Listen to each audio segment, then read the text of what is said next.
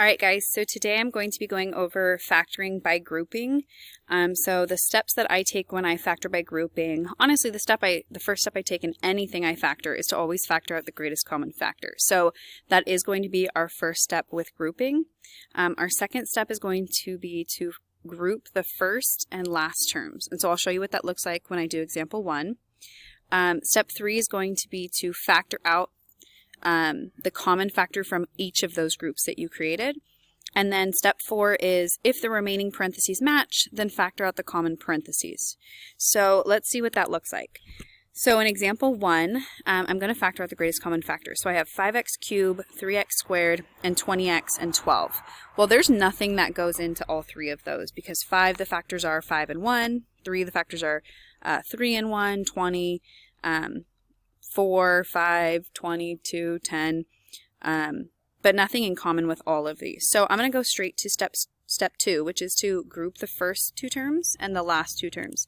So I'm going to group the first and last terms. So now I've created my two groups. Step 3 is to factor out the common factor from each group. So if I'm only looking at this front group here, I have 5x cubed plus 3x squared. So what they have in common is no number, but they do have two x terms each. So I'm going to take out those x squareds from each of these. And remaining, I have 5x cubed divided by x squared gives me a 5x. A 3x squared divided by an x squared gives me a plus 3. Now if I look at the second group, I have 20x plus 12. Well, I know that 4 goes into 20 and 4 goes into 12. So I'm going to take out a positive 4. If I divide that into each of these, 20 divided by 4 is 5. Don't forget it has an x. And positive 12 divided by 4 gives me a positive 3. So I'm going to look at step 4 says, if the remaining parentheses match, factor out the common parentheses. So does this parentheses match this parentheses? Well, it does. Now, if it didn't, what would that look like? So if it didn't, I would check to make sure that I actually took out the greatest common factor.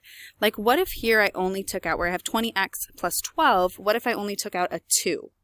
If I only took out a 2, this would be a 10, and this would be a 6, and those would not match. So I would go and see if I made any error. If I didn't make any error after I checked my work, well, then I know that this isn't factorable, and that's what I would write, not factorable. But in this case, since they do match, I'm going to take out the common parentheses, or the common factor. And so if I divide this out from each of it, what is remaining? So what's remaining is x squared plus 4. So this is my final answer here. I have 5x plus 3 times x squared plus 4. All right, so let's look at example 2. So the first thing we're going to do in example 2 is look up at our steps and remember that it says to factor out the common factor.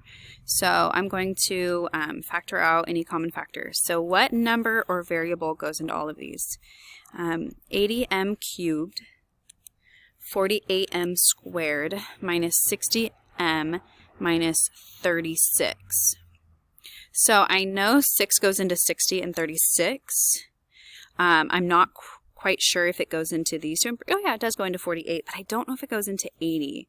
So let's see, does 6 go into that? It would go into it one time with a remainder of 20, so 6 doesn't go into 20. So it's not 6. How about 4? 4. I'm pretty sure it's 4. So one thing we can do, I'm just going to show you actually. Let's say we didn't see that it was 4. Let's say we thought it was 2. So we would take out a 2, and we would be left with 40m cubed plus, oops, I forgot to divide that by 2. 48 divided by 2 is 24m squared minus 30m minus 18. So we took out a 2 because we thought that that was the greatest common factor. And we see that there is still another 2 that goes into this. So isn't it obvious now that 2 goes into 40, 24, 30, and 18? So maybe it's not obvious to you, but you can, these are even numbers. If it starts with a 0, 2, 4, 6, or 8, it's even. And so all of these are even, so 2 goes into it. So instead of just moving on to our grouping, remember you have to take out the greatest common factor. So I'm going to take out another 2. So I already have a 2 out here, and I'm taking out another 2. So 40 divided by 2 would give me 20m cubed. 24 divided by 2 would give me a 12m squared. Negative 30 divided by 2 would give me a negative 15m. And negative 18 divided by 2 would give me a negative 9. So now I check, is there another number that can go into 20, 12, 15, and 9? So 3 goes into these, 3 goes into this, but 3 does not go into this. No. Does 2, 2 does not go into these, so it's not that. 4, no. So I think that that is our greatest common factor. So I'm going to rewrite this just to make it a little neater. This is a 4, right?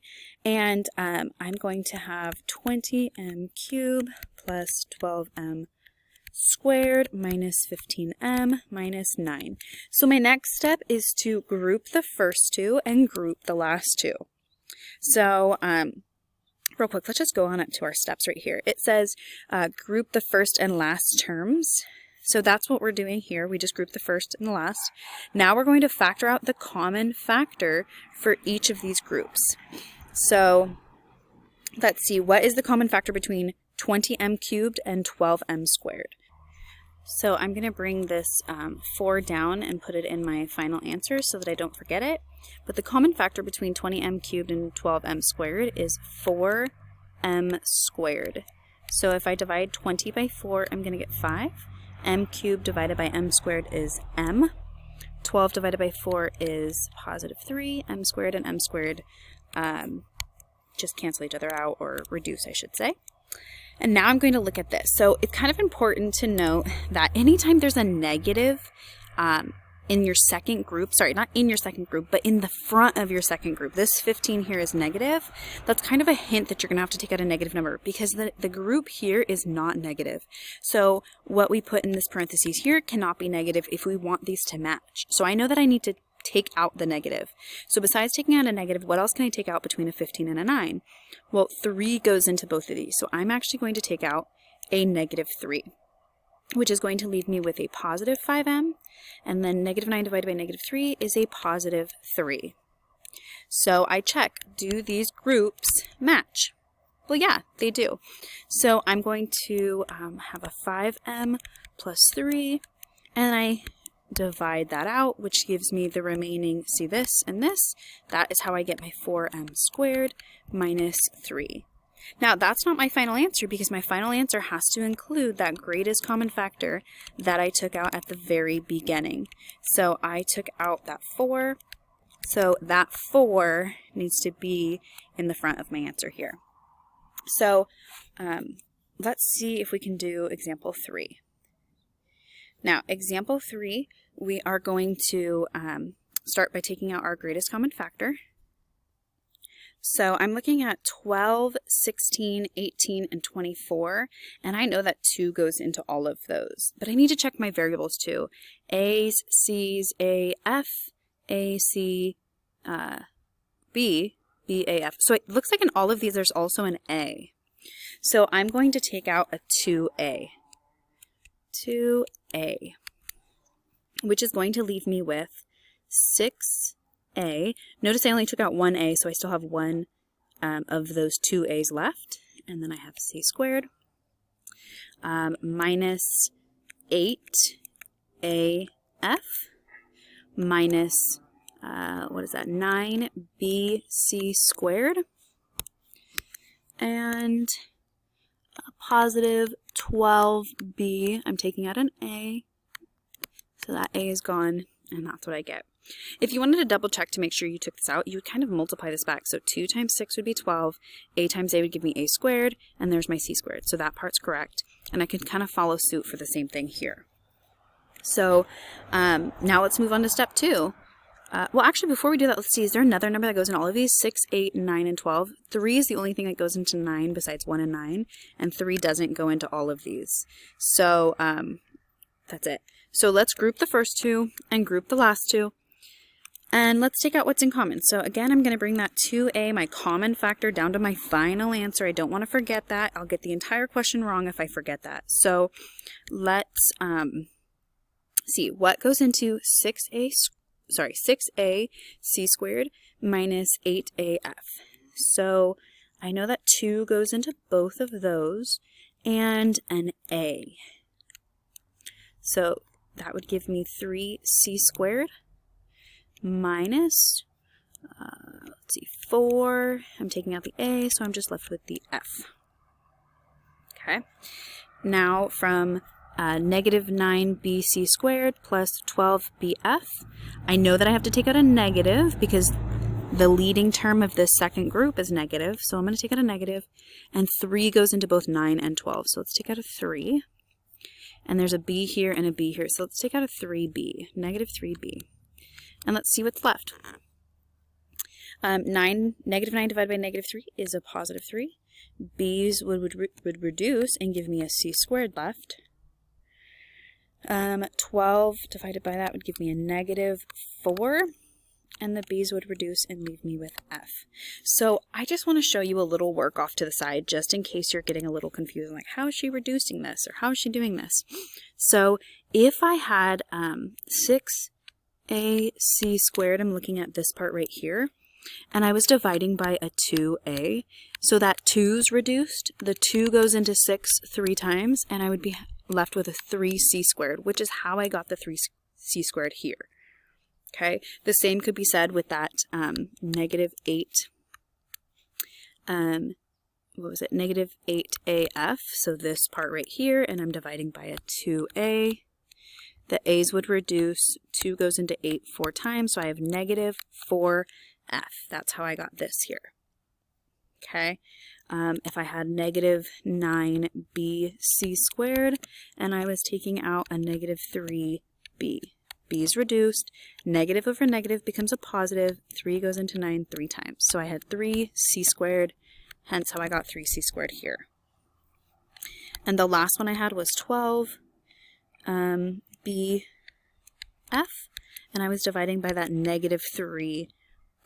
So b is reduced, positive divided by a negative is a negative, and then 3 goes into 12 4 times, and what was left was an f. So that's how I got this here. So I hope that makes sense how I am kind of reducing these. So let me erase my chicken scratch over here. And let's see, do these groups match? 3c squared minus 4f. 3c squared minus 4f. They do match. So I would have 3c squared minus 4f and 2a minus 3b, which was this and this. 3c squared minus 4f, 2a minus 3b. So that is my final answer, including my greatest common factor here that I took out at the very beginning.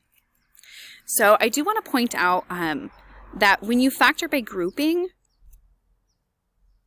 there we go, we need 4 terms in order to group those first and last terms, right? So factor by grouping is a little obvious that you're going to use it when there are 4 terms.